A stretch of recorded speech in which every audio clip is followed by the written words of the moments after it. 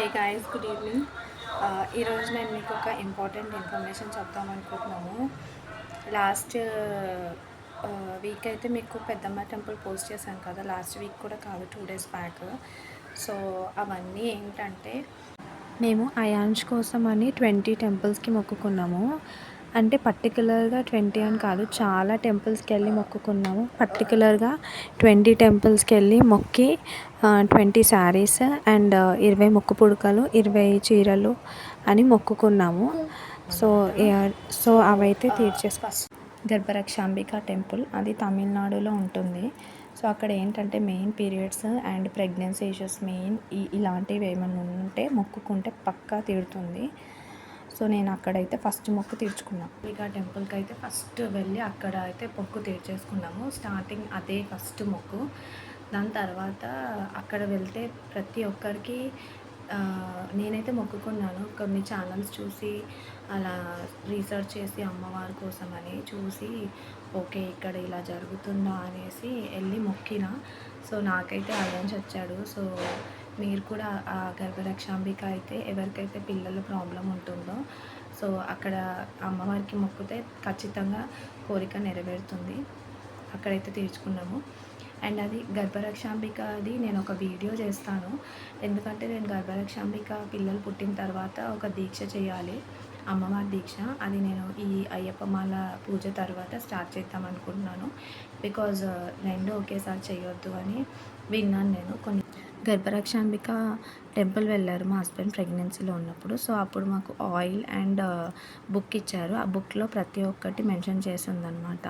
So అది follow అయ్యి చేస్తున్నాను. అండ్ సో ఓవరాల్గా అయితే మేము చాలా మొక్కుకున్నాము. అందులో 20 టెంపుల్స్ నోస్ రింగ్ అండ్ ఇంకా శారీ అయితే మొక్కుకున్నాము.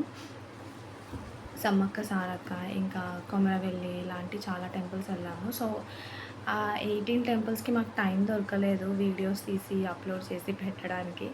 సో ఈ లాస్ట్ ఈ జీటీఎస్ అండ్ ఇంకా ఈ మిగతా పెద్దమ్మ టెంపుల్, ఇంకా ఉజ్జయిని మహంకాళికి అయితే మాకు కొంచెం డిస్టెన్స్ దగ్గరలో కాబట్టి, నియరెస్ట్ లొకేషన్ కాబట్టి, సో పీస్గా వెళ్ళి వచ్చేసాము, హడావిడిగా వెళ్ళకుండా. సో ఓవరాల్గా అయితే 20 టెంపుల్స్ అయితే కంప్లీట్గా అయిపోయాయి. అండ్ ఇదొక్క దీక్ష ఉంది. సో ఆ దీక్ష నేను మీకు నెక్స్ట్ మంత్ అప్లోడ్ చేసి చెప్తాను. నేను మీకు ఆ దీక్ష ఎలా స్టార్ట్ చేయాలి, అసలు ఆ గర్భరక్షాంబిక టెంపుల్ కోసం నేను మీకు కంప్లీట్గా ఎక్స్ప్లెయిన్ చేస్తాను. సో మాకైతే ఇలా ఎవరు చెప్పలేరు మొక్కుకోమని. ఏదైతే టెంపుల్కి వెళ్తానో నేను ప్రతిసారి పిల్లల కోసమే మొక్కేదాన్ని. సో ఫైనల్లీ అయితే నాకు ఎన్నో పూజలు చేస్తే కానీ నాకు ఇలాంటి చిన్ని మణికంఠ వచ్చాడు. నెక్స్ట్ ఈ అయ్యప్ప మాల కూడా అంతే, అయ్యప్ప మాల దీక్ష కూడా అంతే, అయాన్స్ కోసం అని మొక్కుకున్నాము. సో ఏదైతే మనం నమ్మకంతో చేసుకుంటామో అది ఖచ్చితంగా అవుతుంది. సో ఎవరికైతే పిల్లలు లేరు అని బాధపడుతున్నారో, తొందరపడి ఐయుఐ, ఐవీఎఫ్ ఇవేవేవో వస్తున్నాయి, అలాంటి ట్రీట్మెంట్స్ తీసుకోకండి, వెయిట్ చేయండి. బాధపడకుండా దేవుడికి ప్రే చేస్తే ఏదో ఒక విధంగా మీకు కోరిక నెరవేరుతుంది.